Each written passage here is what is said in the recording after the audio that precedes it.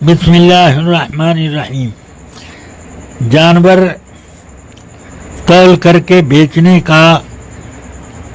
3 رواج مجھ کو معلوم ہوا، ان میں سے 2 ناجائز و حرام ہیں، 1 جائز۔ اب جو جائز ہے پہلے اس کو بتا دیتا ہوں کہ اگر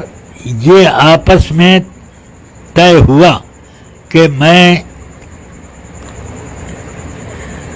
مثلا 400 روپیہ کلو کے حساب سے خرید لوں گا، تم اس کا پورا وزن کر کے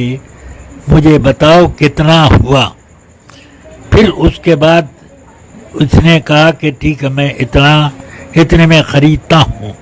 اور اس نے بیچ دیا، تب یہ بیع بالکل جائز ہے۔ لیکن اگر یوں کہا کہ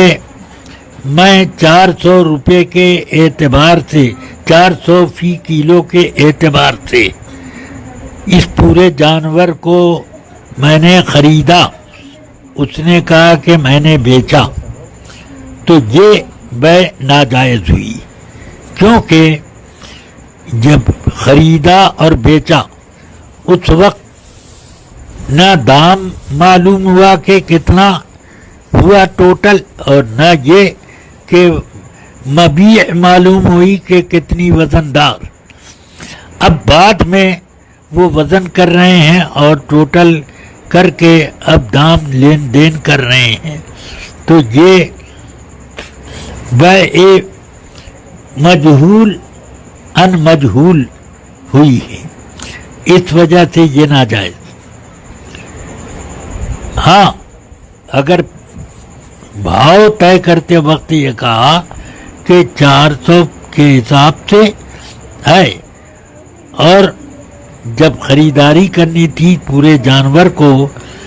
وزن کر کے 400 کے حساب سے اس نے کہا کہ بیچتا ہوں، اور انہوں نے کہا میں خریدتا ہوں، ٹوٹل یہ ہے، تو یہ جائز ہے۔ تیسرا طریقہ یہ کہ اس جانور میں جتنا گوشت ہے وہ میں نے 500 روپے کلو کے حساب سے خریدا، اور اس نے کہا میں نے بیچا، اور جانور ذبح کیا گیا۔ اب اس میں مثلا 10 کلو گوشت نکلا، تو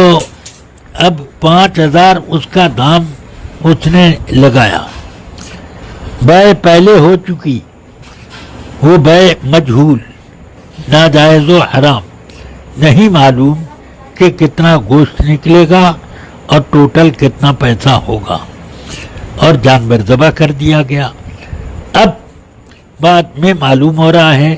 بیع ہونے کے بعد اتنا روپیہ یہ ہوا اور اتنا گوشت ہوا، تو یہ بیع ناجائز و حرام ہے، اس بیع کو فسخ کرنا ضروری ہے۔ بس واللہ تعالی